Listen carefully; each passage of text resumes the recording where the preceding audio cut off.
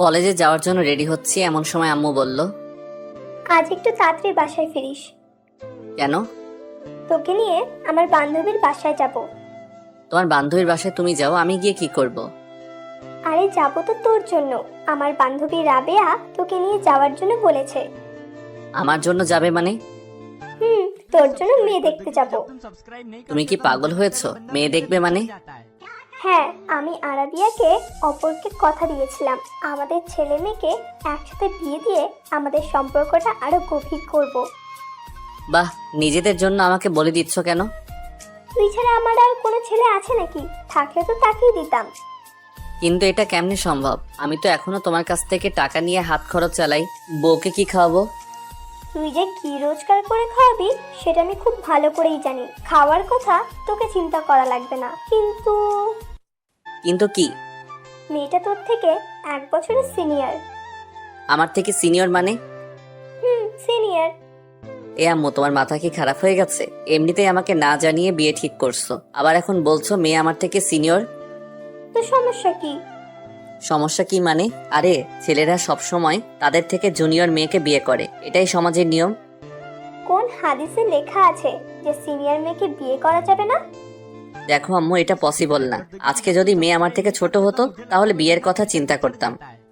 আরে আমরা তো মনে করেছিলাম আমার মেয়ে হবে আর রাবিয়ার ছেলে হবে, কিন্তু উল্টো হয়ে গেল। রাবিয়ার আগে মেয়ে হয়ে গেল, তারপর তুই জন্ম নিলি। যদি রাবিয়ার ছোট মেয়ে থাকতো তাহলে তোকে তার সাথেই বিয়ে দিতাম, কিন্তু এখন তো রাবিয়ার একটাই মেয়ে, তাই তোকে তাকেই বিয়ে করতে হবে। এ আম্মু, তুমি কি মানুষ? নিজের ছেলের সাথে কেউ এমন করে? মেয়েটা অনেক ভালো, দেখতেও মাশাআল্লাহ। তুই একবার ওকে দেখলে চোখ ফেরাতে পারবি না। আর ও অনার্স 3য় বর্ষে পড়ে। কি 3য় বর্ষে মানে? 3য় বর্ষে পড়ে। এ আম্মু, তুমি কি মানসিকভাবে অসুস্থ হয়ে গেছো? মেয়ে আমার থেকে 2 ক্লাস সিনিয়র আর বয়সে 1 বছর সিনিয়র, এটা কেমনে সম্ভব? লোকজন কি বলবে আমাকে? যার যেটা ইচ্ছা সেটা বলুক। তুই আজকে তাড়াতাড়ি বাসায় আসবি, ব্যাস। কিন্তু আম্মু, পুরোটা না শোনার আগে চলে গেল। তোর শালা মেজাজটাই খারাপ করে দিল। হায় রে বন্ধুরা, আমাকে কি বলবে? বলবে যে আমি একটা বুড়িকে বিয়ে করেছি। হায় আল্লাহ, উঠিয়ে লও আমাকে। চলুন এবার কলেজে যেতে যেতে আপনাদেরকে আমার পরিচয়টা দিয়ে নেই। আমি শিহাব, আপাতত স্টুডেন্ট। বাকি পরিচয় গল্প পড়তে পড়তে জানতে পারবেন। কলেজে গিয়ে মনমরা হয়ে বসে আছি, এমন সময় 2 হারামির আগমন। কি রে ভইননি, একা একা বসে কি ভাবছিস এখানে? মামা সেকা খালি নাকি? এ হারামির দল, চুপ থাক, এমনিতেই টেনশনে আছি। কেন রে, কি হয়েছে? আম্মু আমার বিয়ে ঠিক করেছে, বিকালে মেয়ে দেখতে যাব। আরে মামা, তোর লাক অনেক ভালো। প্রেম টেম সারা ডিরেক্ট বিয়ে। তো ট্রিট দিচ্ছিস কবে? তোর বাল দিব শালা, মেয়েটা আমার থেকে সিনিয়র। বাহ, সবকিছু তো ভালোই দেখছি। তুই তো সিনিয়র মেয়েকে বেশি পছন্দ করিস, তোর জন্য ভালোই হবে। আরে হারামখোর, সিনিয়র পছন্দ করি ঠিক আছে, কিন্তু তার মানে এই নয় যে সিনিয়র কাউকে বিয়ে করব। হালার পুত, তামান্নাপুর পেছনে পেছনে ঘুরতে যেয়ে ভুলে গেলি উনি কি সিনিয়র না? ধুর, তামান্নার সাথে অন্য কাউকে মিলাবি না। তামান্না হলে তো কোনো কথাই ছিল না। কেন, তামান্নার মধ্যে কি আছে? চুপ কর শালা, এখন একটা বুদ্ধি দে, কি করে বিয়েটা বন্ধ করা যায়। মেয়েটা দেখতে কেমন? কি করে বলবো, এখনো তো দেখিনি। আগে দেখে আয়, মেয়েটাকে আগে দেখ, তোর পছন্দ হলে বিয়ে করিস, না হলে করিস না। কিন্তু আম্মু তো ওর সাথে বিয়ে দিবে। আরে তুই আগে দেখে আয়, সুন্দর হলে আমাকে বলিস, আমি নিজেই করব। আমারও অনেক ইচ্ছা সিনিয়র বউকে আদর করার। এই তুই মানুষ? শালা আমি আছি আমার টেনশনে, আর তুই মজা নিচ্ছিস। মজা না, আগে দেখে আয়, তারপর বাকিটা পরে দেখা যাবে। আচ্ছা ঠিক আছে, দেখি কি করা যায়। এরপর 3 জনে মিলে ক্লাসে চলে গেলাম। আমি 2টা ক্লাস করে বাসায় চলে আসলাম। দেখলাম আম্মু কার সাথে যেন ফোনে হেসে হেসে কথা বলছে। আমাকে দেখে বলল, ওই তাড়াতাড়ি কর, তোর হবু শাশুড়ি কল দিয়েছে। আমার আর বুঝতে বাকি রইল না যে আম্মু কার সাথে কথা বলছে। এদিকে এর আগে আমার পুরো শরীর জ্বলে যাচ্ছে। যাই হোক, খাওয়া দাওয়া করে রেডি হয়ে সিএনজি করে রাবেয়া আন্টির বাসার উদ্দেশ্যে রওনা দিলাম। প্রায় 1 ঘন্টা পর একটা বাসার সামনে গিয়ে গাড়িটা থামলো। আমি আর আম্মু ভেতরে গেলাম। আম্মুকে দেখে একটা মহিলা দৌড়ে এসে জড়িয়ে ধরে মরা কান্না করতে লাগলো। আমি আম্মুর বান্ধবীকে কোনোদিন দেখিনি, তাই চিনতে পারছি না কোনটা আম্মুর বান্ধবী। এদিকে আম্মুর কাণ্ড দেখে আমার গা জ্বলে যাচ্ছে। এই মহিলার এত আবেগ কোথা থেকে আসে কে জানে। এই দেখলাম ভালো, আমার এখন দেখি কান্না করছে। আমাকে তো শালা বোম মারলেও কান্না বেরোবে না। যাই হোক, একটু পরে রাবিয়া আন্টি আমার দিকে তাকালো। আম্মু ইশারায় আমাকে সালাম দিতে বলল। আমার আর বুঝতে বাকি রইল না এটাই আমার বান্ধবী। আমিও সালাম দিলাম। এরপর আন্টি আমার কাছে এসে বলল, এই সুফিয়া, তা তোর ছেলে নাকি? এটাই তোর হবু জামাই। আল্লাহ, কত বড় হয়ে গেছে। জানো বাবা, তোমার সেই ছোট্টবেলায় দেখেছিলাম তুমি কত ইস্যু করে দিয়েছিলে আমার বলে, তার হিসেব নেই। যা কথা বলছি এখানে, আর উনি চলে গেলেন। আমি ছোটবেলায় কোথায় হিসু করেছি, কোথায় ইয়ে করেছি।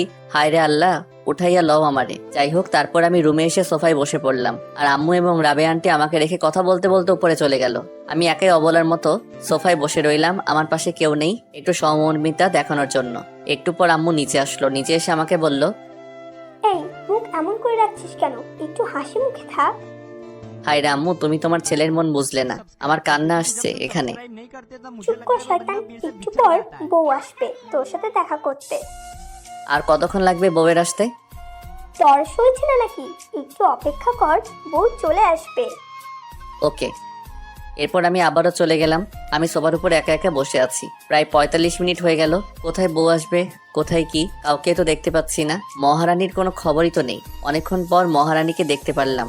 দেখলাম মহারানীটা উপর থেকে নিচে নেমে আসছে। মহারানীকে দেখে তো আমি পুরাই টাসকি খেয়ে গেলাম। আরে বুঝতে পারছেন না তো?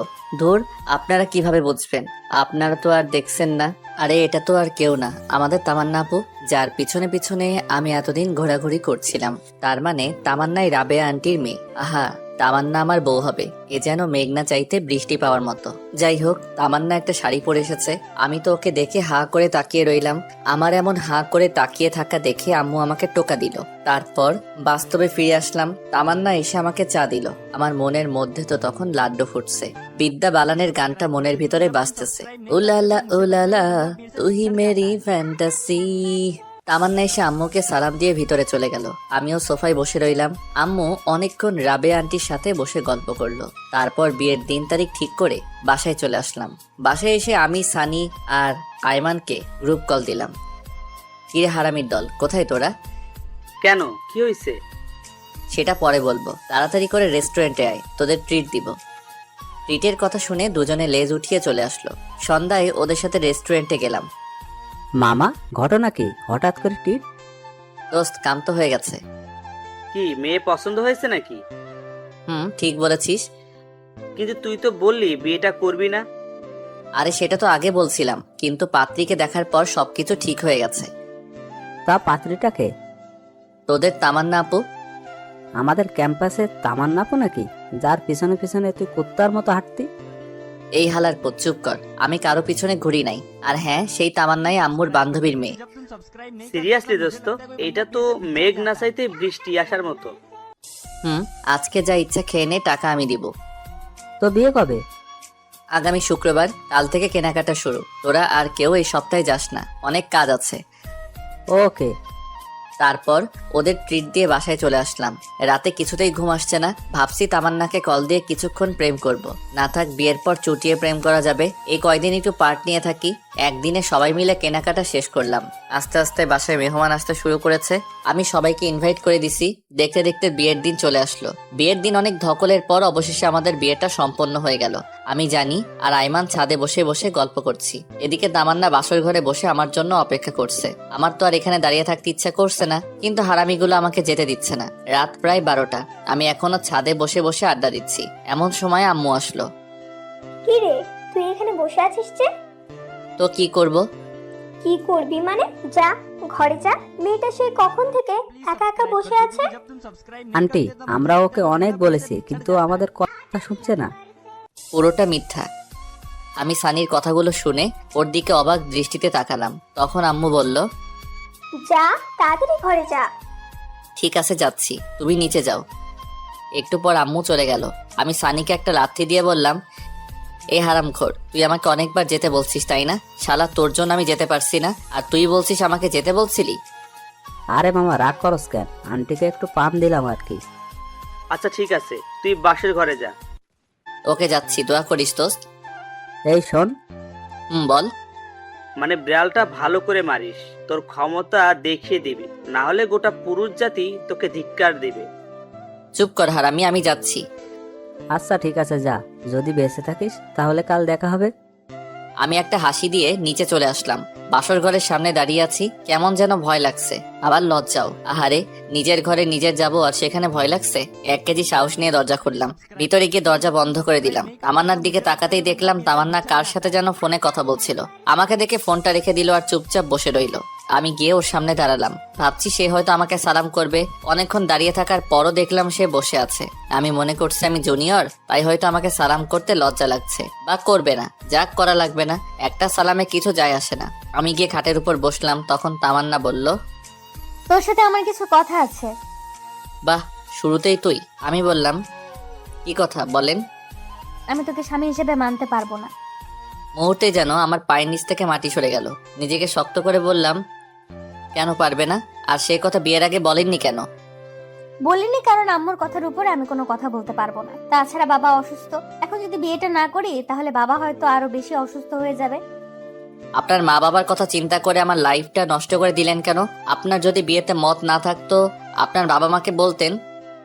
বলে কোনো লাভ হবে না, ওরা আমার কোনো কথাই শুনবে না।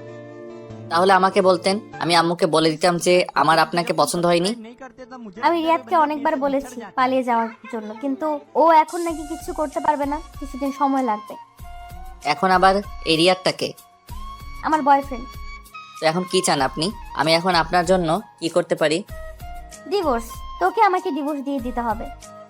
ডিভোর্স তো আর বললেই হয়ে যাবে না, কমপক্ষে 6 মাস তো আমাদের একসাথে থাকতেই হবে। 6 মাস? তোকে আমার 1 সেকেন্ডও সহ্য হয় না। ডিভোর্স পেতে হলে 6 মাস সহ্য করতেই হবে। আচ্ছা ঠিক আছে, আর একটা কথা, কি? এই 6 মাস আমার উপর কোনোভাবে স্বামীর অধিকার খাটাতে আসবি না।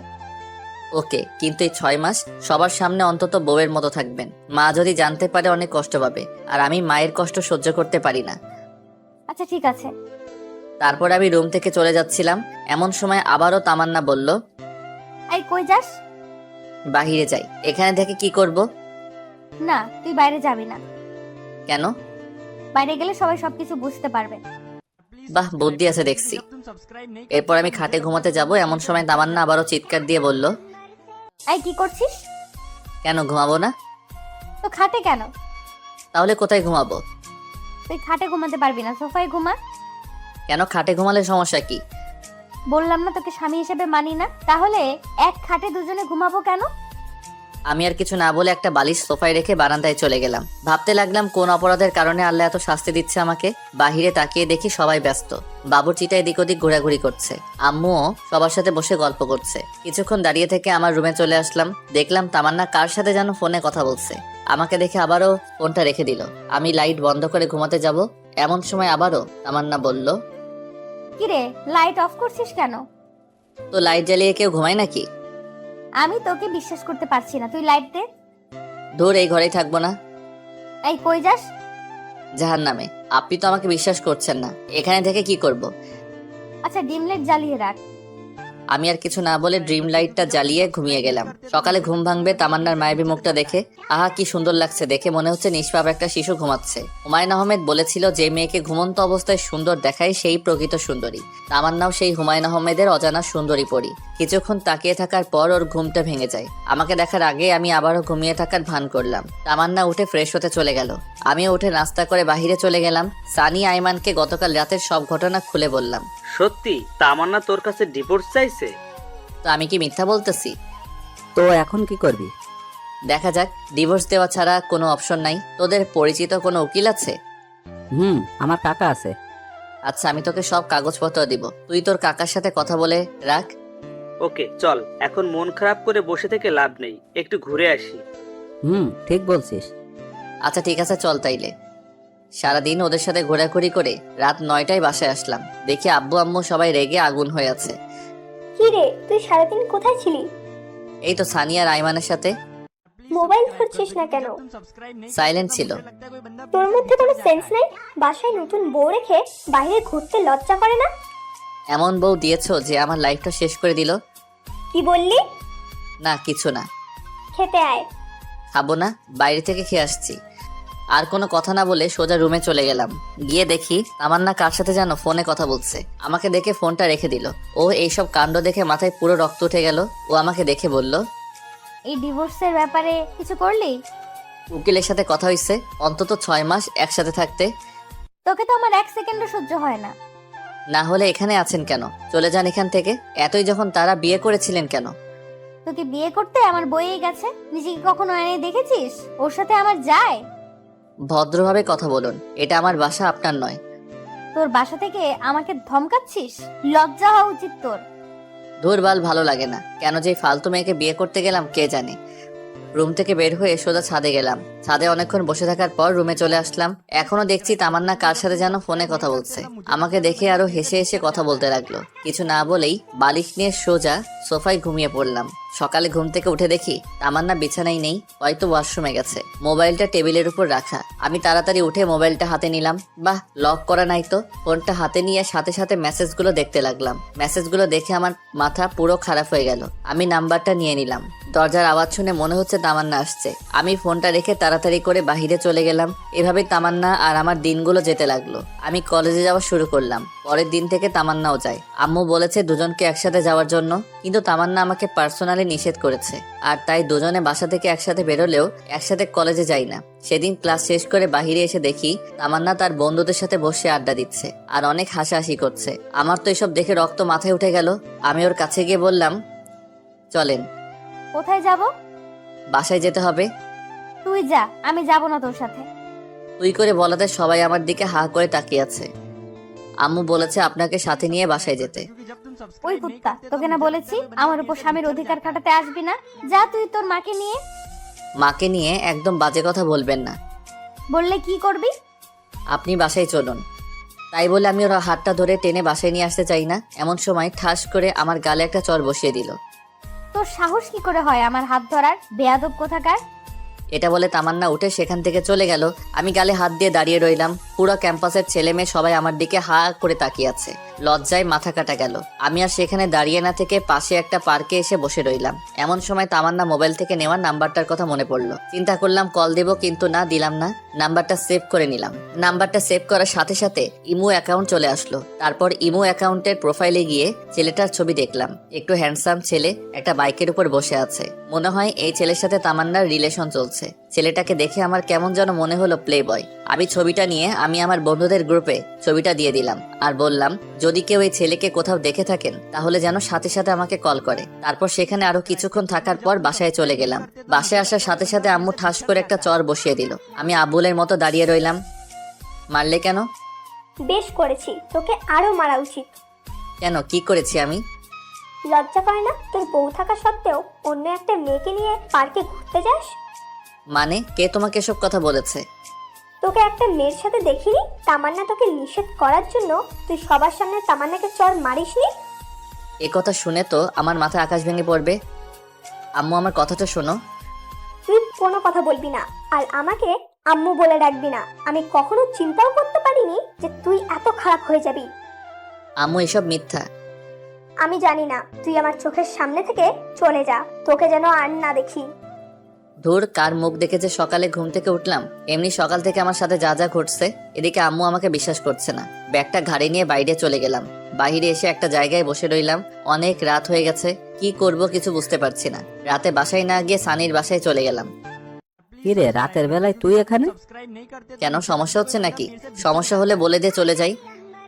আরে ধুর, সমস্যা হবে কেন? তোকে তো কোনোদিন ভুলেও বাসায় নিয়ে আসা যায় না। আজকে এভাবে চলে আসলি তাই বললাম আর কি। আচ্ছা বাদ দে, ভেতরে আয়। তারপর আমি সানির মা বাবাকে সালাম দিয়ে ভেতরে গিয়ে ব্যাগটা রেখে ফ্রেশ হলাম। ফ্রেশ হয়ে এসে দেখি বাবা বারবার কল দিচ্ছিল। আমি ফোনটা কেটে দিয়ে সুইচ অফ করে রাখলাম। একটু পর সানির মা এসে খাওয়ার জন্য দেখে গেল। তারপর খাওয়া দাওয়া শেষ করে রুমে চলে আসলাম। এবার সানি বলল, এবার বলতো কাহিনীটা কি? তারপর আমি সানিকে সবকিছু খুলে বললাম। আমার কথাগুলো শুনে সানি বলল, আচ্ছা তাহলে এই ঘটনা। আচ্ছা, তো কাকার সাথে ডিভোর্সের ব্যাপারে কথা বলেছিস? কিছুদিনের মধ্যে কাগজপত্র চলে আসবে।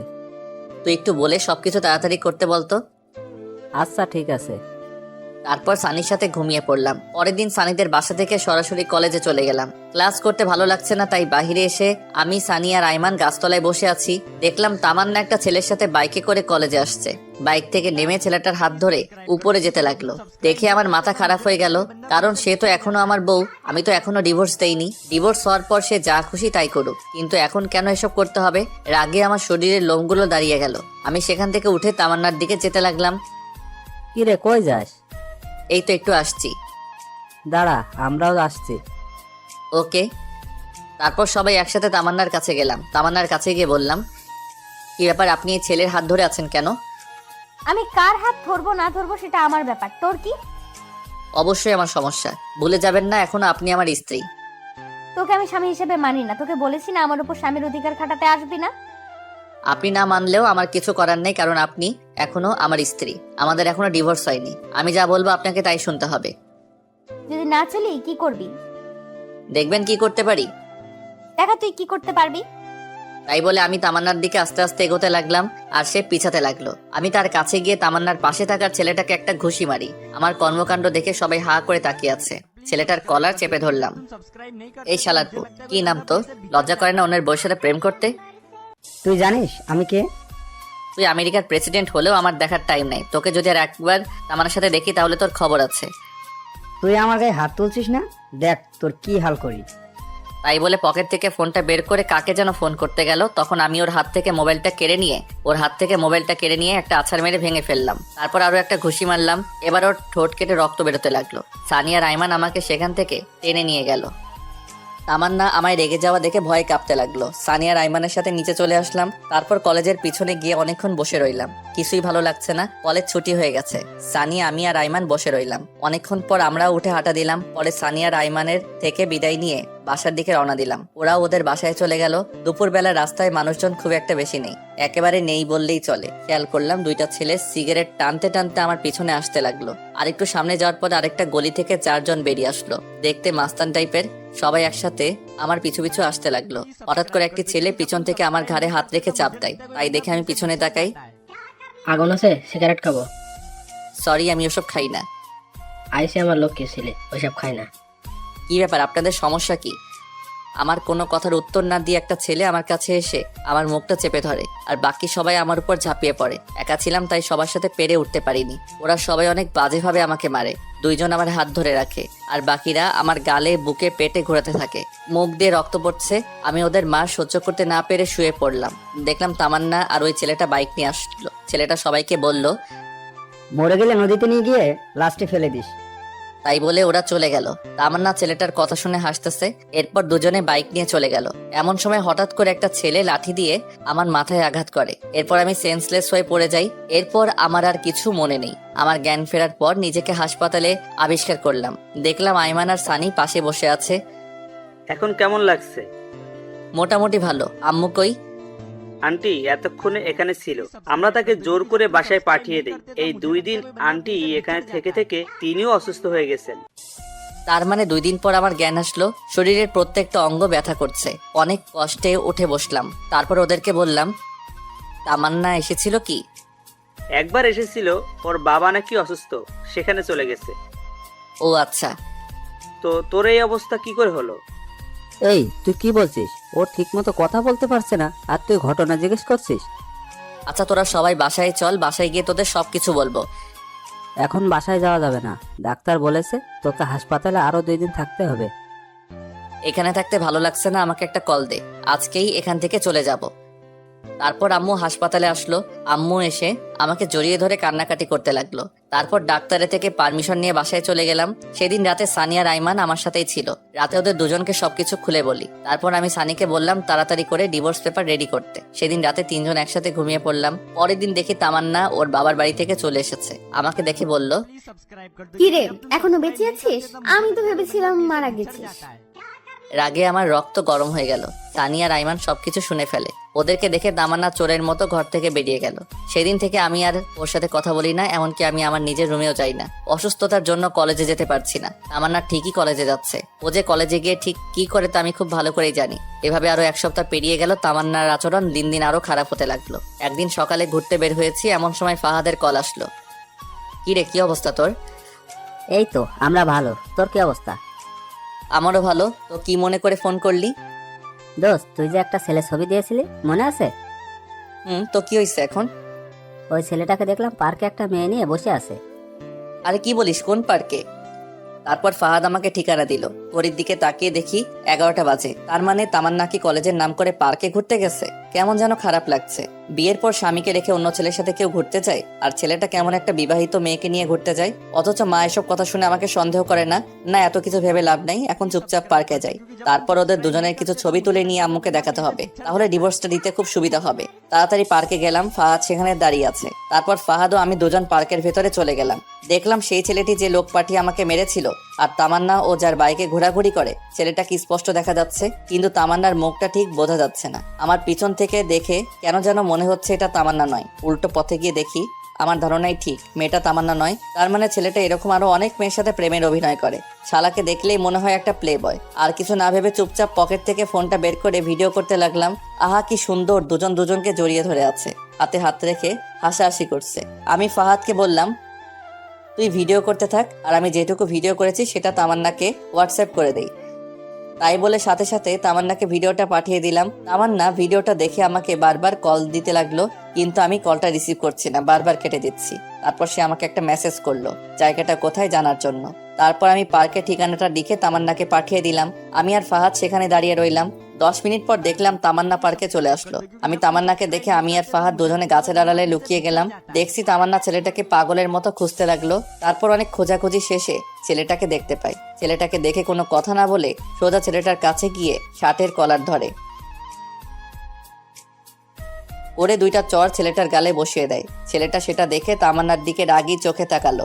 এরপর তামান্না বলতে শুরু করলো, ছি, তোর লজ্জা করে না আমার সাথে রিলেশন চলাকালীন অন্য একটা মেয়ের সাথে কিভাবে ঢলাঢলি করতে? তুমি যা ভাবছো তা নয়, আমার কথাটা একবার শোনো। তোর কথা আর কি শুনবো? যা দেখার তা তো নিজের চোখেই দেখলাম। তামান্নার এসব কথা শুনে ছেলেটার পাশে থাকা মেয়েটিও অনেক রেগে গিয়ে ছেলেটাকে একটা চর মেরে সেখান থেকে চলে যায়।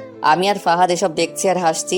এবার ঠেলা সামলাও প্লে বয়। মেয়েটা চলে যাওয়ার পর ছেলেটা তামান্নার গালে একটা চর বসিয়ে দেয়। সাথে সাথে লাগে রক্ত আমার মাথায় উঠে গেল। ইচ্ছা করছে ছেলেটাকে এখানে মেরে পুঁতে ফেলি, কিন্তু না, তামান্নাও আমাকে অনেক কষ্ট দিয়েছে, আর তাই এবার সে বুঝুক ভালোবাসার মানুষ কষ্ট দিলে তা কেমন লাগে। বেশি আলগা পিরিত দেখালে এমনটাই হয়। ছেলেটা তামান্নাকে বলতে লাগলো, ওই তুই আমাকে ফারিয়ার সামনে অপমান করলি কেন? বেশ করেছি। তুই আমার সাথে রিলেশনে থেকে অন্য একটা মেয়ের সাথে কি করছিস? হ্যাঁ, কি তোর রিলেশন? তুই ভাবলি কি করে আমি তোর সাথে রিলেশন করছি? মানে আমি কোনোদিন তোর সাথে রিলেশন করিনি। তোর সাথে যা ছিল সেটা হচ্ছে টাইম পাস। আর তুই ভাবলি কি করে তোর মতো একটা মেয়েকে আমি আমার বউ বানাবো? কেন আমাকে বিয়ে করতে পারবে না কেন?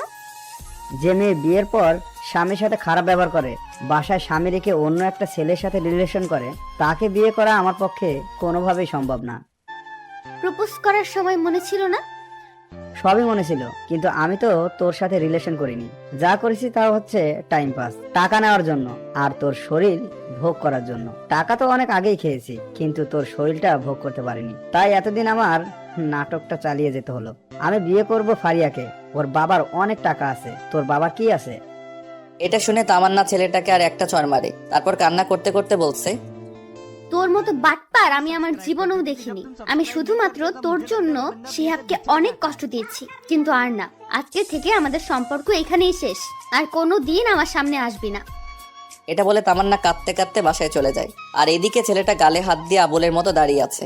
তামান্না কথা ভেবে খুব খারাপ লাগছে। বেচারি খুব ভালোবাসতো ছেলেটাকে। আবার আমার অনেক ভালো লাগছিল যে ফকির নিয়ে আমার সাথে অনেক বাজে ব্যবহার করেছে। এবার ঠেলা বোঝ, আর কিছুদিন অপেক্ষা কর, আমিও তোকে ডিভোর্স দিয়ে দিব। তখন বুঝবি এই শিহাব তোর জীবনে কতটা গুরুত্বপূর্ণ ছিল। যাই হোক, আমি ফাহাদকে ধন্যবাদ দিলাম, কারণ সে আজকে খবরটা না দিলে ছেলেটা হয়তো তামান্নার সাথে ফিজিক্যাল রিলেশন করত। আল্লাহ বাঁচাইছে। আল্লাহ যা করে ভালোর জন্যই করে। তারপর পকেট থেকে ফোনটা বের করে আমার বন্ধুদের সবাইকে একটা মেসেজ ফরওয়ার্ড করলাম, দুপুরে সবাই রেস্টুরেন্টে আসিস, আমি আজকে ট্রিট দিব। মেসেজটা পেয়ে সবাই লেজ উঠিয়ে রেস্টুরেন্টে তাড়াতাড়ি চলে আসলো। এরপর সবাই মিলে খাওয়া দাওয়া করলাম। আইমান আমাকে জিজ্ঞাসা করলো, হঠাৎ এমন ট্রিট দিচ্ছিস কেন? তারপর আমি সবাইকে সব ঘটনা খুলে বললাম। সবাই ঘটনা শুনে অনেক খুশি হলো। এরপর আমি সানিকে বললাম ডিভোর্স পেপার রেডি হতে আর কতদিন সময় লাগবে। সানি আমাকে বলল আর কিছুদিন সময় লাগবে। বিকেলে আর বাসায় গেলাম না, সবার সাথে বসে আড্ডা দিলাম। রাতে বাসায় ফিরলাম। সারাদিন বাসায় যাইনি, তাই বাসায় যেতেই আম্মু আমাকে বলল, কি রে, সারাদিন কই ছিলি? এই তো বন্ধুদের সাথে। এই অসুস্থ শরীর নিয়ে বন্ধুদের সাথে কি? এমনি বাসায় ভালো লাগছিল না তাই। এই, তোর তামান্নার সাথে কিছু হয়েছে নাকি? কই না তো। সেই দুপুরে কলেজ থেকে আসার পর থেকে রুমের মধ্যে একা একা শুয়ে আছে। খেতে বললাম, খাবার খাচ্ছে না, রুম থেকে বেরও হচ্ছে না। আমি কিছু জানি না, যদিও সবটা জানি, কিন্তু আম্মুকে বললাম না। দেখ তো বাবা, মেয়েটা কিচ্ছু খাচ্ছে না, এমন করলে তো শরীর খারাপ করবে। নিজের ছেলেকে না খেয়ে আছে সেদিকে খেয়াল নেই। আচ্ছা দেখছি কি করা যায়। হ্যাঁ, যা ডেকে নিয়ে আয়, আমি তোদের দুজনের জন্য খাবার রেডি করছি। তারপর আমি রুমে চলে গেলাম। রুমে গিয়ে দেখলাম তামান্না উল্টো হয়ে শুয়ে আছে।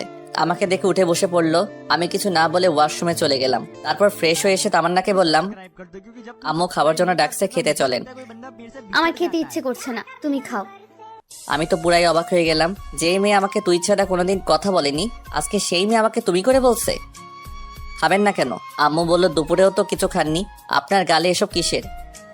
ওসব কিছু না, মশা মারতে গিয়ে দাগ পড়েছে। তাড়াতাড়ি খেতে চলেন, সবাই বসে আছে। বললাম তো আমি খাবো না, তুমি যাও। কি আর করা, আমি খেতে চলে গেলাম। আমাকে একা দেখে মা বলল, কি রে, আসলো না খেতে? ও নাকি খাবে না, অসুস্থ। ও আল্লাহ, বলিস কি? ডাক্তারকে খবর দে তাড়াতাড়ি। আরে আম্মু এত চিন্তা করো না তো, এমন কিছু না, এমনি একটু অসুস্থ, ঠিক হয়ে যাবে। আমি আর কিছু না বলে খাবার খেয়ে রুমে যেতে লাগলাম। তখন মা বলল, বাবা শোন, আম্মু কিছু বলবে? আমি বলছিলাম কি, খাবারটা রুমে নিয়ে যা, ওর খিদে লাগলে খেয়ে নেবে। প্লিজ বাবা, খাবারটা রুমে নিয়ে যা। কি আর করার, নিজের অনিচ্ছা সত্ত্বেও খাবারটা রুমে নিয়ে যেতে হলো। তারপর খাবারগুলো টেবিলের উপর রাখলাম আর তামান্নাকে বললাম, ভাত নিয়ে আসছি, খেয়ে নিন, না হলে শরীর খারাপ করবে। আর কিছু না বলে একটা বালিশ নিয়ে সোফায় ঘুমিয়ে পড়লাম। তামান্না কিছু একটা বলতে গিয়েও বললো না। রাতে কিছু একটা শব্দ শুনে ঘুমটা ভেঙে গেল। তাকিয়ে দেখি তামান্না পাগলের মতো খাবারগুলো খাচ্ছে। আমি মুচকি মুচকি হাসছি আর মনে মনে বলছি, গরিবের কথা বাসি হলেও মিষ্টি হয়। আমি না দেখার ভান করে শুয়ে আছি। তামান্না একবার খাবার খাচ্ছে আর একবার আমার দিকে তাকাচ্ছে। তারপর আমি ঘুমিয়ে পড়লাম। সকালে ঘুম থেকে উঠে তো আমি অবাক, কারণ সকালবেলা ঘুম থেকে উঠে দেখি তামান্না ওর কম্বলটা আমার গায়ে পেঁচিয়ে কোথায় যেন গেছে। উঠে ফ্রেশ হয়ে নিলাম। তারপর খাবার টেবিলে গিয়ে তো আমি আরো অবাক, কারণ আজ খাবার টেবিলে আমার সব ফেভারিট আইটেমগুলো সাজিয়ে রাখা হয়েছে। ঘটনা কি, আজ তো কোনো বিশেষ দিন না। তারপর আমি আম্মুকে জিজ্ঞেস করলাম, আজকে এত সব রান্না কেন? তামান্না নিজের হাতে আজ সব রান্না করেছে, শুধুমাত্র তোর জন্য। এ কথা শুনে আমি একটু চমকে গেলাম। আসলে মেয়েদের মন বোঝা একদমই সহজ বিষয় না। এরা কখন কি করে নিজেরাও জানে না। কিছু না বলে খেয়ে নিলাম। খাওয়া শেষ করে বাহিরে চলে গেলাম। আজ বন্ধুদের সাথে আড্ডা দেওয়ার জন্য যাচ্ছে না, একটা চাকরির জন্য ইন্টারভিউ দিতে যাচ্ছি। বসে বসে তো অনেক খেলাম, এবার একটু ফ্যামিলির পাশে দাঁড়াই।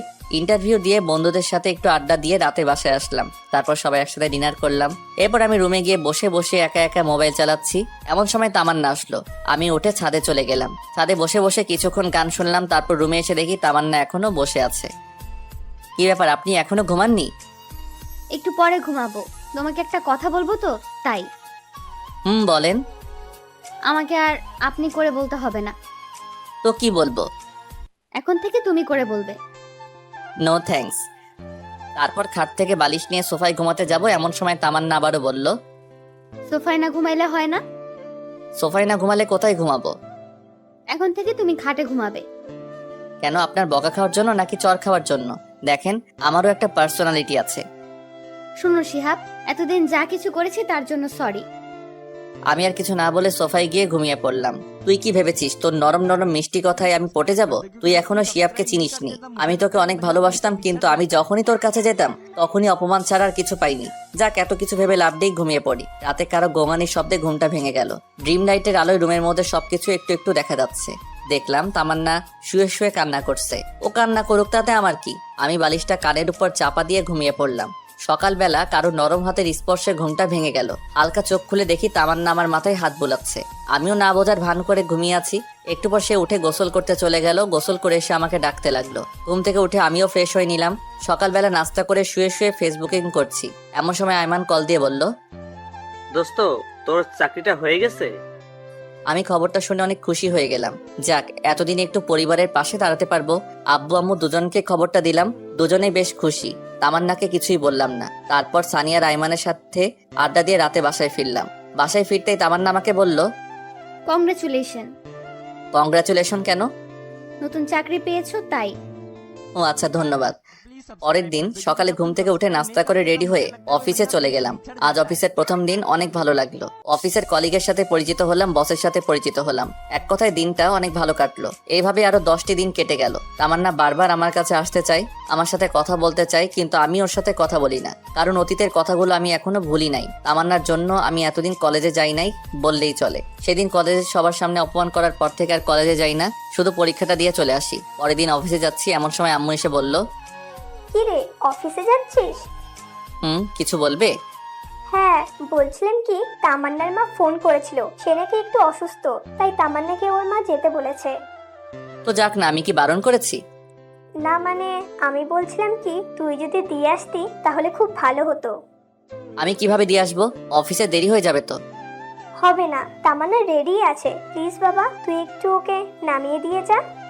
কি আর করার, অনিচ্ছা সত্ত্বেও আম্মুর কথা শুনে তামান্নাকে নিয়ে বেরিয়ে পড়লাম। একটা সিএনজি নিলাম। তামান্না আর আমি পাশাপাশি বসে আছি, কিন্তু কেউ কারোর সাথে কোনো কথা বলছি না। তামান্নার মুখ দেখে বুঝতে পারছি সে কিছু বলতে চায়, কিন্তু বলতে পারছে না। তাই দেখে আমি বললাম, কিছু বলবেন কি? তোমার অফিস কখন শেষ হবে? 4টায় কাজের চাপ থাকলে দেরি হতে পারে। আচ্ছা, একটা কথা বলি। জি বলেন। তোমার অফিসে কি মেয়ে কলিগ আছে? হ্যাঁ, 5 জন আছে। 2 জন আমার পাশেই বসে। ও আচ্ছা। কথা বলতে বলতে তামান্না তো বাসার সামনে চলে আসলাম। তামান্নাকে তামান্নাদের বাড়িতে নামিয়ে দিয়ে আসতে যাব, এমন সময়, বাসায় আসবে না? না, আমার অফিসে দেরি হয়ে যাচ্ছে। তাহলে অফিসে সে এসো। না, আর কারো অপমান সহ্য করব না। এমনিতেই অনেক অপমান সহ্য করেছি। কলেজে যাওয়া বন্ধ করে দিছি। আপনি ভেতরে যান। তামান্না কিছু বলতে চাইছিল, কিন্তু আমি ওর কথা না শুনে সিএনজি ড্রাইভারকে বললাম গাড়ি টান দিতে। তারপর সোজা অফিসে চলে গেলাম। সারাদিন অফিস করে বিকেলে আড্ডা দিয়ে বাসায় গেলাম। আমি বাসায় যেতেই আম্মু আমাকে বলল, কি রে, তুই এখানে কেন? তো কোথায় যাব? তামান্নাদের বাসায় যাসনি? আমাকে কি পাগলা কুত্তায় কামড়াইছে? ভালো লাগছে না, খাবার দাও তো। তোমার কথা রাখতে গিয়ে আজ আমার জীবন তেজপাতা হয়ে গেল। কি বললি? কিছু না, খাবার দাও তাড়াতাড়ি, আমি ফ্রেশ হয়ে আসছি। আচ্ছা আয়। তারপর ফ্রেশ হয়ে এসে খাওয়া দাওয়া করে রুমে গিয়ে শুয়ে রইলাম। আহ, কি শান্তি! কতদিন পর আজ একটু শান্তি করে বিছানায় ঘুমাবো। এতদিন এই ফকিন্নির জন্য বিছানায় ঘুমাতে পারিনি। মনে হচ্ছে 20টা বছর খাটে ঘুমাই না। শুয়ে শুয়ে গান শুনছি, এমন সময় একটা অচেনা নাম্বার থেকে কল আসলো। আসসালামু আলাইকুম, কে বলছেন? আমি। আরে, এই আমিটাকে? আরে, আমি তামান্না বলছি। ও আচ্ছা, তো এটা আবার কার নাম্বার? আমার একটা কাজিনের নাম্বার। তুমি ঠিকমতো খাইছো? হ্যাঁ খাইছি, আপনি খাইছেন? হুম। আচ্ছা, এখন আপনার আম্মু কেমন আছে? জি ভালো। আচ্ছা, তাহলে এখন ফোনটা রাখি, ঘুমাবো, খুব ঘুম পাচ্ছে। ওকে। কল কেটে দিয়ে ভাবছি হঠাৎ এত কেয়ার নিচ্ছে কেন। মেয়ে মানুষকে বিশ্বাস করতে নাই। এদের মনে কখন কি চলে তা নিজেরাও জানে না। যাই হোক, তামান্না যে আস্তে আস্তে আমার প্রতি দুর্বল হচ্ছে সেটা আমি ঠিকই বুঝতে পারছি। এভাবে আরো 1 সপ্তাহ কেটে গেল। আমি আরামসে বিছানায় খাওয়া দাওয়া করে অফিসে যাই আর বন্ধুদের সাথে আড্ডা দেই। তামান্নার সাথে আর কথা বলি না। যদি সে নিজে থেকে কল দেয় তাহলে হাই হ্যালো ছাড়া অতিরিক্ত কোনো কথা হয় না। সেদিন অফিসে কাজ করছি, সানি এমন সময় কল করলো। কি রে, কি অবস্থা তোর?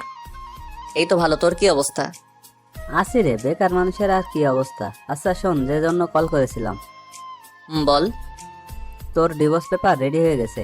বিকেলে পুকুর পাড়ে আসিস, পেপারটা নিয়ে যাস। ধন্যবাদ দোস্ত। শুকনো ধন্যবাদ দিতে হবে না, টিপ দিতে হবে। আচ্ছা ঠিক আছে, তাহলে আইমানকেও সাথে নিয়ে আসিস। আচ্ছা ঠিক আছে।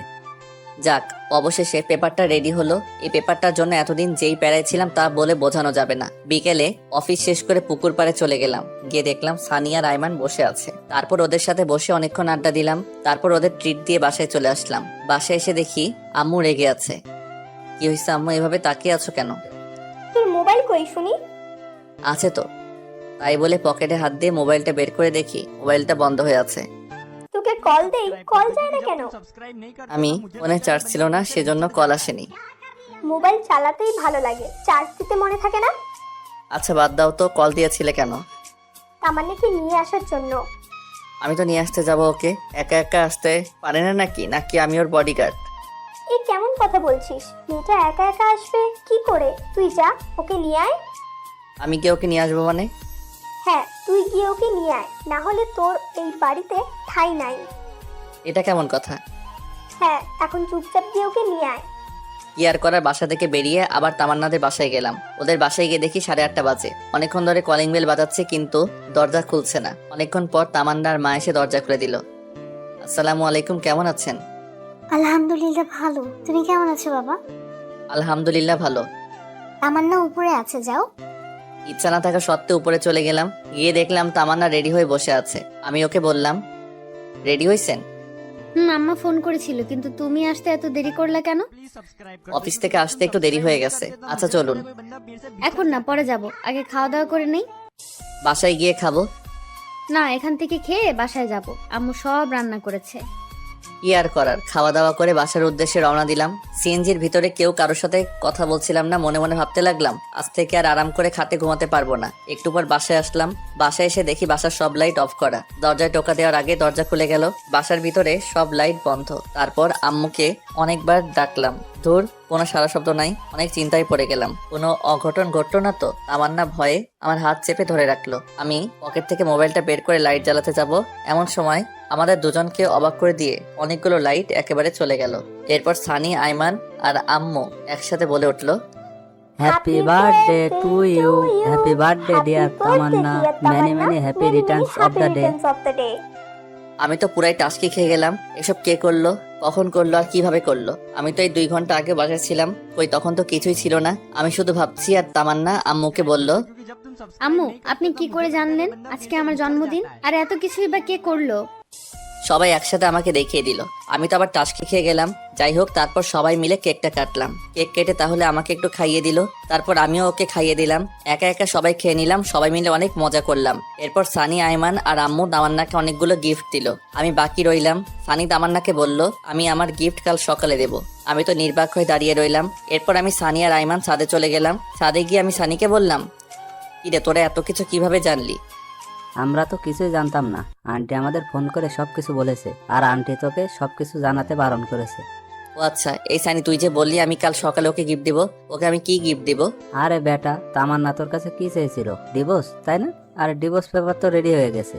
কাল সকালে ডিভোর্স পেপার তামান্নাকে দিবি, আর এটাই হবে ওর সব থেকে বড় উপহার। একদম ঠিক বলছিস।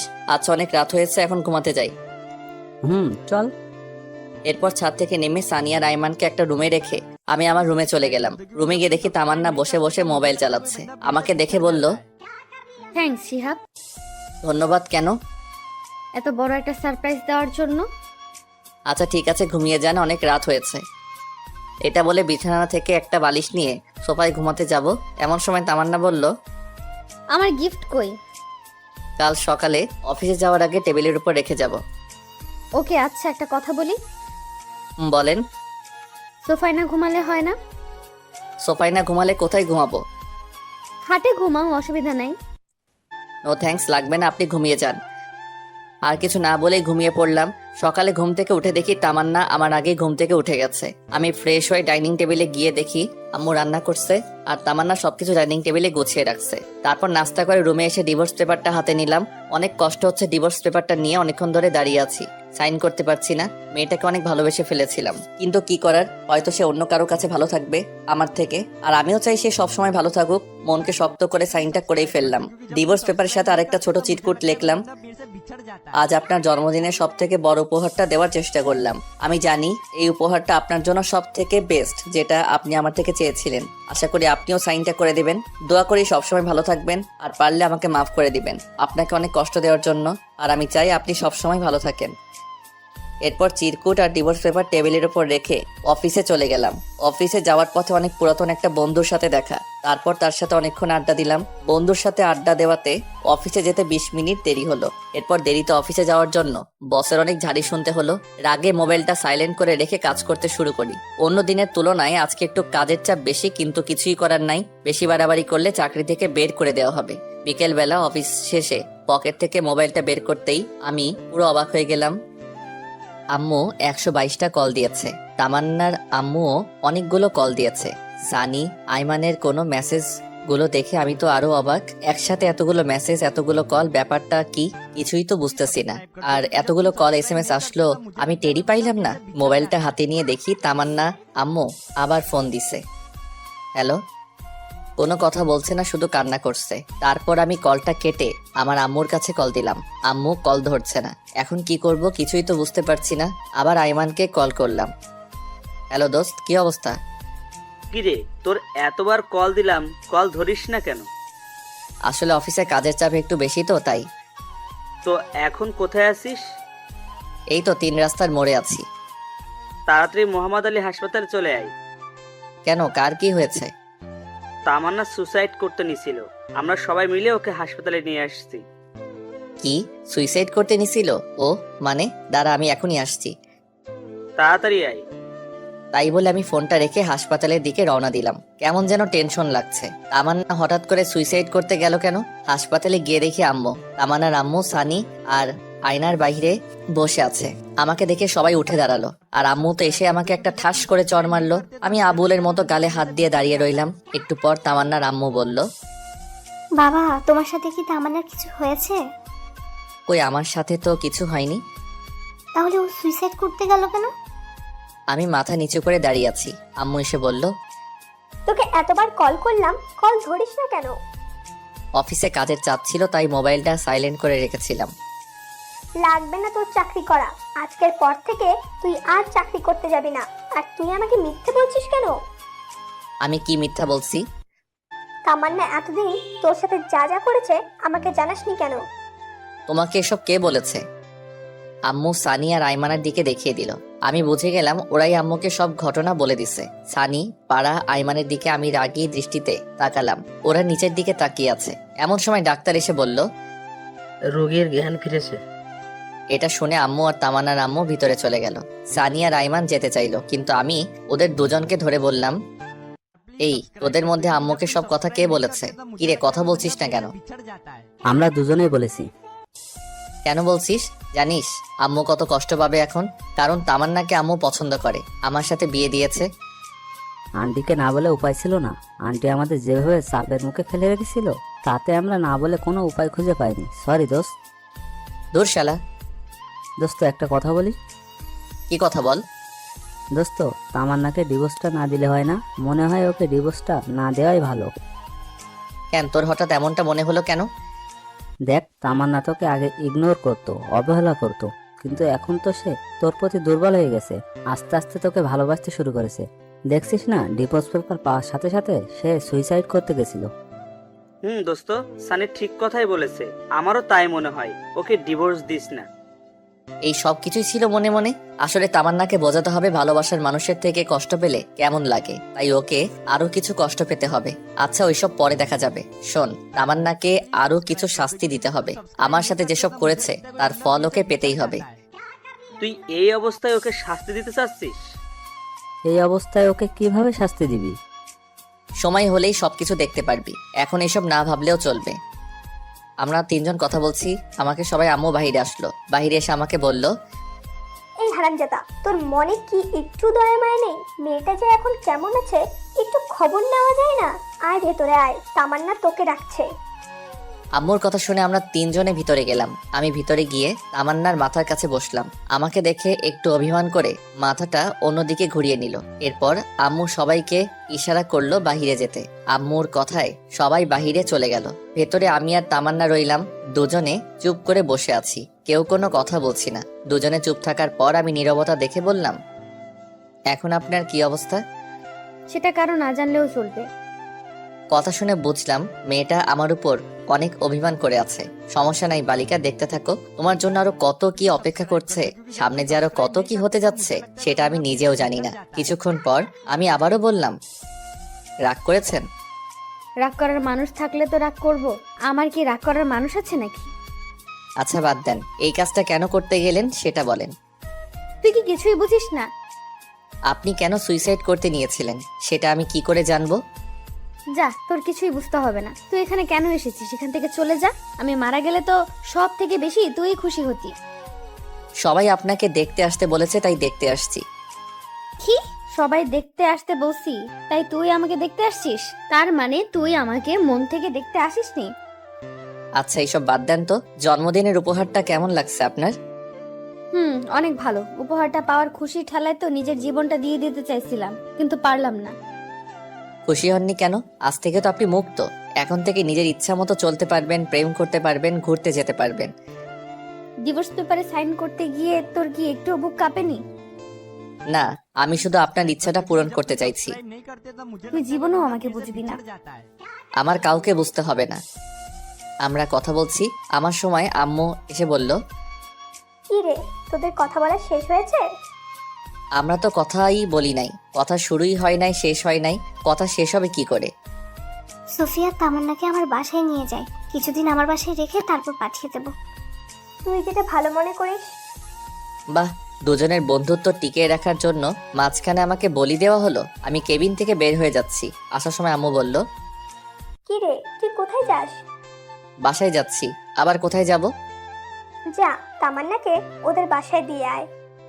আমি কিছু না বলে চুপচাপ দাঁড়িয়ে আছি, সেটা দেখে আম্মু আবার বলল, কি রে, আমি কি বলছি কথা কানে যায় না?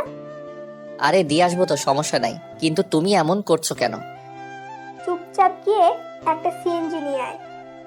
তারপর আমি আর কিছু না বলে বাহিরে গিয়ে একটা সিএনজি থেকে নিয়ে আসলাম। তারপর আমি তামান্নার আম্মু সিএনজিতে উঠে ওদের বাসার উদ্দেশ্যে রওনা দিলাম। সানি আর আইমানকে বললাম আম্মুকে ঠিক মতো বাসায় পৌঁছে দিতে। গাড়ির মধ্যে কেউ কোনো কথা বলি না। গাড়ি থেকে নেমে তামান্নাকে ধরে ধরে বাসার ভিতরে নিয়ে যাচ্ছি, কিন্তু ফকিন্নিটা হাঁটতে পারছে না। ইচ্ছা না থাকা সত্ত্বেও ওকে কোলে নিতে হলো। তারপর ওকে কোলে করে নিয়ে ওর রুমে রেখে আসলাম। বাহ, ফকিন্নিটার মনে মনে লাড্ডু ফুটছে। আমিও খুশি, কখনো ওকে এভাবে স্পর্শ করিনি। কিন্তু জানো, তুমি তো জানো না তোমার জন্য আমি কি পরিমাণ বাস রেডি করতেছি। বাস থেরাপি দিয়েই আমি তোমার অহংকার মাটিতে লুটাবো, তুমি টেরও পাইবা না আমি কি জিনিস। যাই হোক, বাসের ভিতরে নিয়ে আমি তামান্নাকে রুমে নিয়ে গিয়ে খাটের উপর শুয়ে দিলাম। ও আল্লাহ গো, মেয়েদের এত ওজন আগে জানা ছিল না। দেখলে মনে হয় ফু দিলে বাতাস উড়ে যাবে, কিন্তু আজ কোলে নিয়ে বুঝতে পারলাম এত ওজন, কি বলবো। তামান্নাকে খাটে রেখে আমি হাঁপাতে লাগলাম। আমার এমন অবস্থা দেখে তামান্না হাসতে লাগলো। যাই হোক, ওকে বাসায় রেখে আমি চলে আসতে লাগলাম। এমন সময় পিছন থেকে ডাক দিয়ে তামান্না বলল, শিহাব, জি কিছু বলবেন? বলছি আমি আজকে না গেলে হয় না? না, আমাকে বাসায় যেতেই হবে, অফিস থেকে আসছি, এখনো ড্রেস চেঞ্জ করিনি। আচ্ছা, তো কিছু খাইছো কি? না, খাওয়ার সময় পাইনি, বাসায় গিয়ে খাবো। এখান থেকে খেয়ে যাও। No thanks. আর কিছু না বলে সোজা হাঁটা দিলাম। তামান্নার আম্মু অনেকবার করলো থেকে যেতে, কিন্তু আমি না করে দিয়ে বিদায় নিয়ে বাড়িতে চলে আসলো। তারপর বাসায় এসে ফ্রেশ হয়ে নাস্তা করে শুয়ে পড়লাম। এভাবে আরো কিছুদিন কেটে গেল। এর মধ্যে আমি আর তামান্নার সাথে কোনো যোগাযোগ করিনি। মাঝে মাঝে তামান্না আমাকে কল দিত, কিন্তু আমি ধরতাম না। কিছুদিন পর সকালবেলা হঠাৎ অফিসে যাওয়ার জন্য রেডি হচ্ছি, এমন সময় আম্মু এসে বলল, কি রে, অফিসে যাচ্ছিস? হ্যাঁ, কিছু বলবে? তোর অফিস কয়টায় ছুটি? বিকাল 4টায়, তবে কাজের চাপ বেশি হলে দেরি হতে পারে। না, বলছিলাম যে অনেকদিন হলো মেয়েটাকে দেখি না, যদি অফিস শেষে তামান্নাকে বাড়ি নিয়ে আসতি। সরি আম্মু, আমি পারবো না, যার আসার সে নিজেই আসবে। এটা কেমন কথা? একটা মেয়ে একা একা কি করে আসবে? যেভাবে খুশি সেভাবে আসবে, আমি কিছু জানি না। যদি তোমার এতই দেখতে ইচ্ছে করে তাহলে তুমি গিয়ে নিয়ে আসো। যা, তোরা না লাগবে না, আমার মেয়েকে আমি নিয়ে আসবো। তোমার যা ইচ্ছা তাই করো, আমার কি। আর কিছু না বলে বাসা থেকে বেরিয়ে গেলাম। এরপর একটা সিএনজি নিয়ে সোজা অফিসে গেলাম। বিকালে অফিস শেষ করে বন্ধুদের সাথে আড্ডা দিয়ে বেশ রাত করে বাসায় ফিরলাম। বাসায় এসে দেখি তামান্না চলে এসেছে।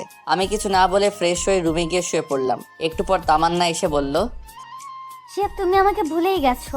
একটাবার খবর নাও না, আমি কেমন আছি, কি করছি। মনে রাখার জন্য কি কোনো চুক্তিপত্র হয়েছে নাকি যে আপনাকে মনে রাখতে হবে? আচ্ছা বাদ দাও, খাবার রেডি, খেতে এসো। আমি খাবো না, বাইরে থেকে খেয়ে আসছি, আপনারা খেয়ে নিন। তাহলে আর কিছু না বলে রুম থেকে চলে গেল। আমি রুমে শুয়ে শুয়ে ফেসবুকিং করছি। একটু পর তামান্না আসলো। দেখে মনে হয় খাওয়া দাওয়া শেষ করে আসলো। রুমে এসে আমার সামনে বারবার হাঁটাহাঁটি করছে, তাই দেখে আমি ওকে বললাম, আপনি এখানে কেন এসেছেন? মানে আপনি এই বাসায় কেন এসেছেন? আপনার চাওয়া পাওয়া তো আমি পূরণ করে দিয়েছি, আবার কি? তুমি এভাবে কথা বলছো কেন? বললাম তো আগের ঘটনার জন্য আমি সরি। এসব বলে লাভ নাই। আপনি ডিভোর্স চাইছেন, আমি ডিভোর্স দিয়ে দিছি। এখন থেকে আপনি আপনার মতো আর আমি আমার মতো। আমি এসব মানি না। আমি আম্মুকে ছাড়া থাকতে পারবো না। আম্মু যেদিন নিজে আমাকে বাড়ি থেকে বের করে দিবে আমি সেদিন চলে যাব। আমি আর কিছু না বলে শুয়ে শুয়ে মোবাইল চালাচ্ছি। একটু পর তামান্না এসে যেতেই হবে, কিন্তু মনে হচ্ছে ওর সাথে একটু বেশি করে ফেলেছি। কি করব কিছুই বুঝতে পারছি না। সানিকে একটা কল দিলাম। ইরে কই তুই? এই দুপুরবেলা বাসা ছাড়া কই থাকবো? কোনো সমস্যা হয়েছে নাকি? হ্যাঁ, সমস্যা তো একটা হয়েছে। আবার কি সমস্যা হলো? ফোনে বলা যাবে না, তুই তাড়াতাড়ি পুকুর পাড়ে চলে আয়। আমি আইমানকেও বলে দিচ্ছি। শোন, তোকে আইমানকে বলতে হবে না, তুই চলে আয়, আমি বলছি ওকে। আচ্ছা ঠিক আছে, তাড়াতাড়ি পুকুর পাড়ে চলে আয়। আচ্ছা ঠিক আছে, কিন্তু কখন আসবি? আসরের নামাজ পড়ে চলে আয়। আচ্ছা ঠিক আছে।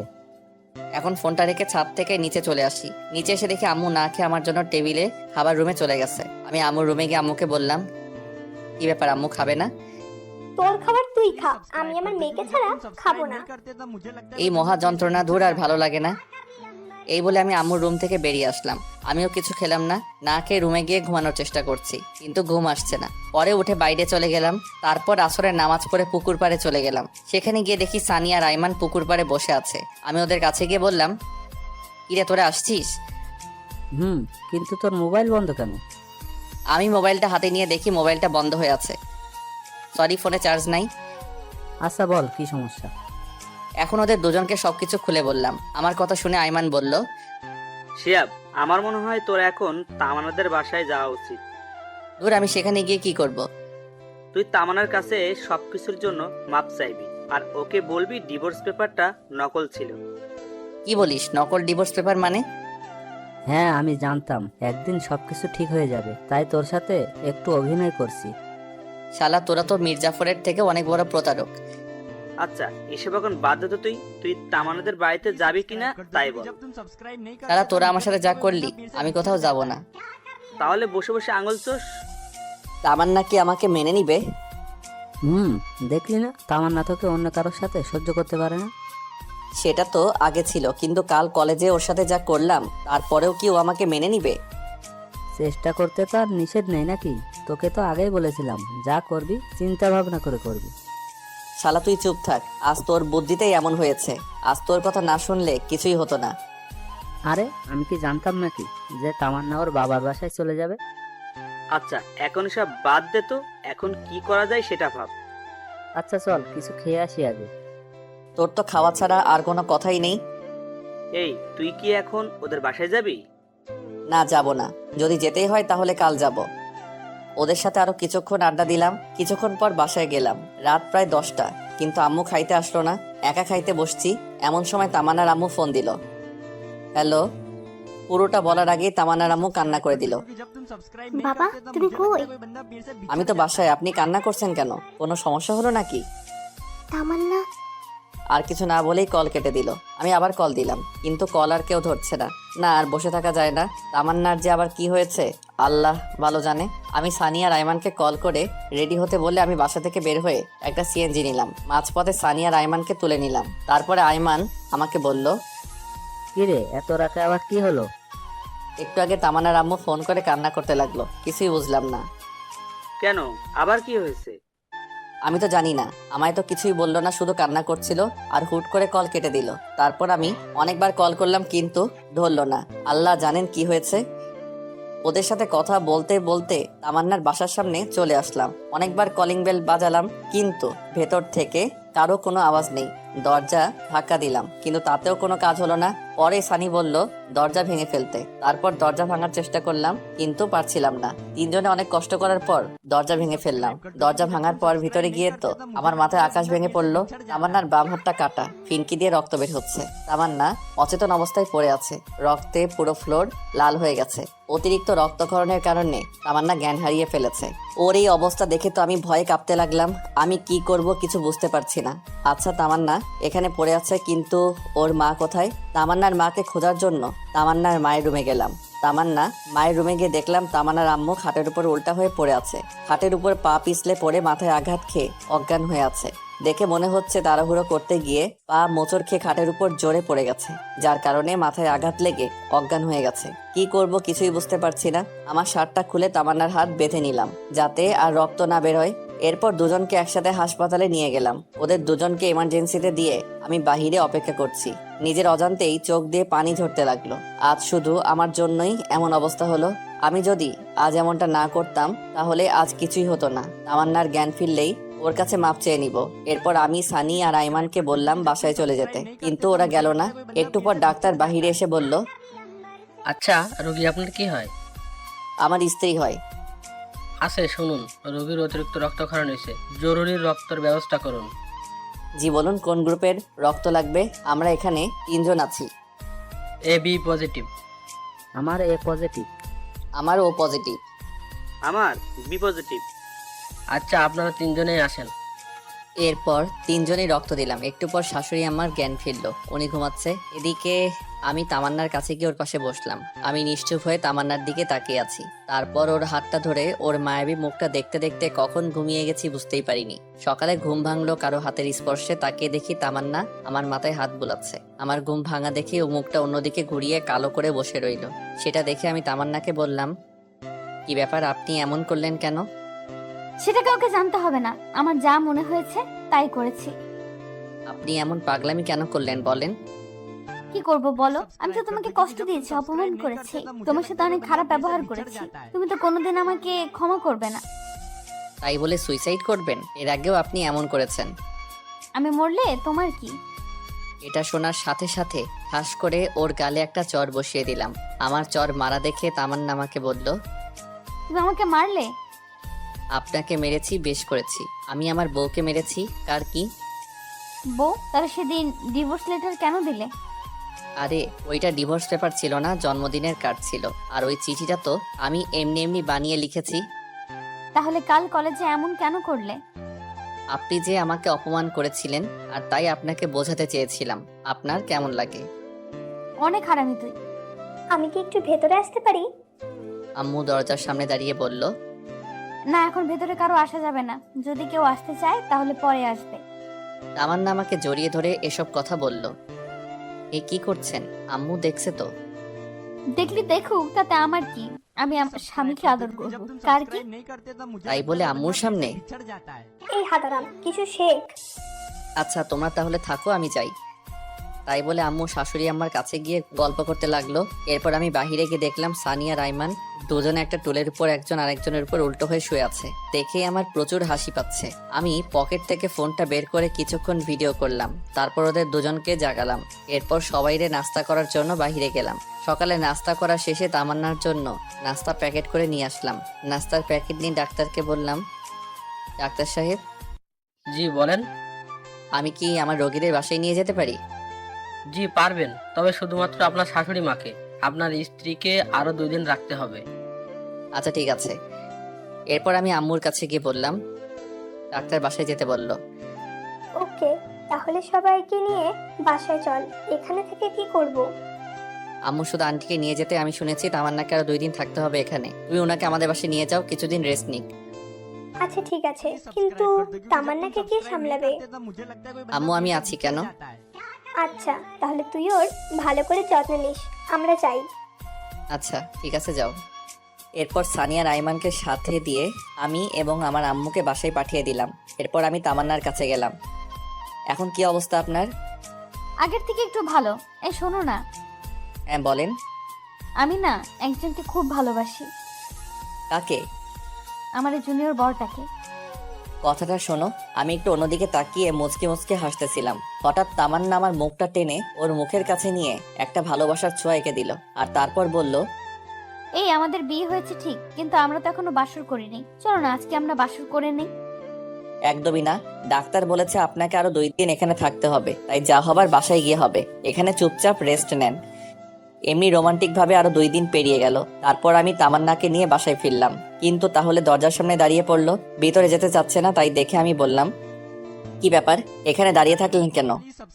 কেউ যদি আমাকে কোলে করে বাসার ভেতরে নিয়ে যায় তাহলে যাব, না হলে ভেতরে যাব না। আমি বুঝতে পারলাম সে আমাকে উদ্দেশ্য করে কথাটা বলল। কি আর করার, ওকে কোলে করে নিয়ে বাসার ভিতরে গিয়ে বিছানার উপর রাখলাম। এরপর আমি ওকে রেখে চলে আসতে যাব, এমন সময় আমার হাতটা ধরে একটা টান দিল। আমি নিজেকে স্থির রাখতে না পেরে সোজা তামান্নার গায়ের উপর পড়ে গেলাম। এটা কি হলো? আমার বরকে আমার যা ইচ্ছা তাই করবো, তাতে তোর কি? আমার কি দেখাবো? দেখা দেখি। এটা বলে যখনই আমি আমার মাথাটা তামান্নার দিকে এগিয়ে নিয়ে যাচ্ছিলাম, এমন সময় সানি রুমে আসলো। মামা, আদর একটু পরেও করতে পারবা, এখন একটু বাইরে আসো। শালা, তুই আর আসার সময় পাইলি না? তামান্না লজ্জা পেয়ে অন্যদিকে মুখ করে বসে রইল। আমি বাহিরে গিয়ে সানিকে বললাম, শালা এখন বল, এই অসময় ডাকলি কেন? তোমাকে কিছু জানতে হবে না, 5,000 টাকা দে। কিন্তু এত টাকা দিয়ে কি করবি? তোকে দিতে বলেছি, দে। এত কথা বলিস কেন? আমার কাছে তো এখন এত টাকা নাই, হাসপাতালের বিল দিয়ে সব শেষ হয়ে গেছে। আচ্ছা ঠিক আছে, তোকে দিতে হবে না, থাক আমরা যাই। আর বিকালে পুকুর পাড়ে আসিস, আড্ডা দেওয়া যাবে। আচ্ছা ঠিক আছে। এরপর সানি আর আইমান চলে গেল। এরপর আমি গোসল করে তামান্নাকে নাস্তা করিয়ে আমিও নাস্তা করে একটু রেস্ট নিলাম। বিকেলবেলা পুকুর পাড়ে চলে গেলাম। এরপর 3 জন মিলে অনেকক্ষণ আড্ডা দিলাম, অনেকক্ষণ 3 জনের ঘোরাঘুরি করলাম। রাত প্রায় 9টা, এমন সময় সানি বলল, মামা, আমার যেতে হবে, একটা জরুরি কাজ আছে। আমারও কাজ আছে, আমাকেও যেতে হবে। তাই বলে ওরা 2 জন চলে গেল। এদিকে আমিও বাসায় চলে আসলাম। বাসায় এসে তামান্নার কাছে গেলাম। কি ব্যাপার, এতক্ষণ কই ছিলে? এই তো একটু বাইরে ছিলাম। কেন, আপনার কোনো সমস্যা হয়েছে কি? ওই তুমি এখনো আমাকে আপনি করে বলছো মানে? তো কি করে বলবো? তুমি করে বলবা। আচ্ছা ঠিক আছে। আচ্ছা শোনো, আমাদের তো বাসায় হয়নি, চলো আজকে আমরা বাসর করি। কোনো আয়োজন ছাড়া বাসর করব? না থাক, কালকে সব আয়োজন করে তারপর বাসর করব। আজকে থাকো। তোমাকে বলছি মানে আজকে। এটা বলে তামান্না বিছানা থেকে উঠে আলমারি থেকে আমার জন্য একটা শেরওয়ানি বের করলো আর একটা শাড়ি বের করলো। আমাকে শেরওয়ানি দিয়ে বলল, যাও, এই শেরওয়ানিটা পরে 2 ঘন্টা পরে রুমে আসবে। 2 ঘন্টা পরে কেন? সেটা আসলেই বুঝতে পারবে, এখন যাও। আচ্ছা, এখানে পরে নেই না? তোমাকে বলছি না বাইরে যেতে।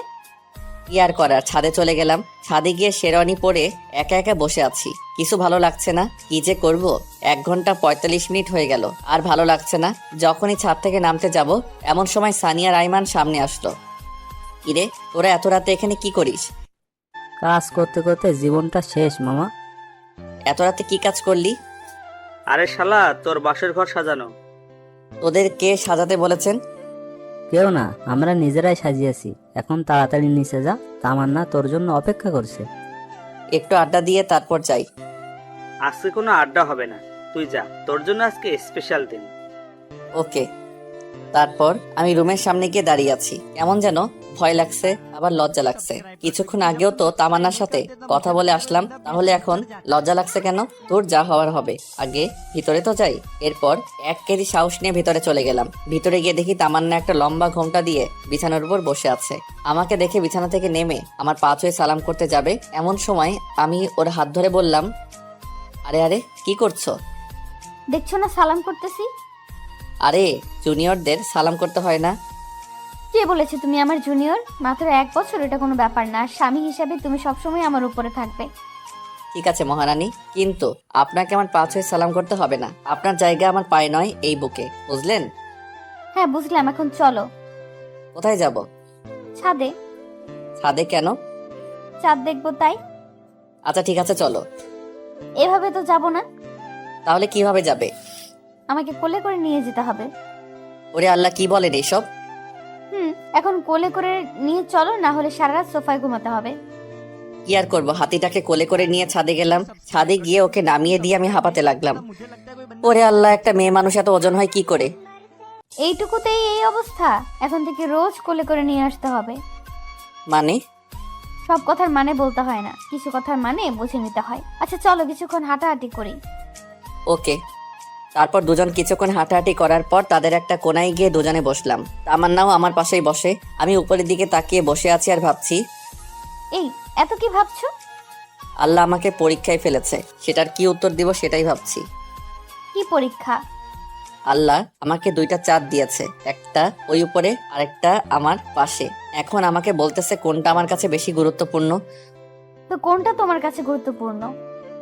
উপরেরটা তো শুধু রাতে আমার সাথে থাকবে, কিন্তু সকাল হলেই হারিয়ে যাবে। কিন্তু পাশেরটা সব সময় থাকবে। কিন্তু কথা হচ্ছে, যদি কখনো পাশে থাকা চাঁদটা চলে যায়, তাই ভাবছি কোনটা আমার জন্য গুরুত্বপূর্ণ।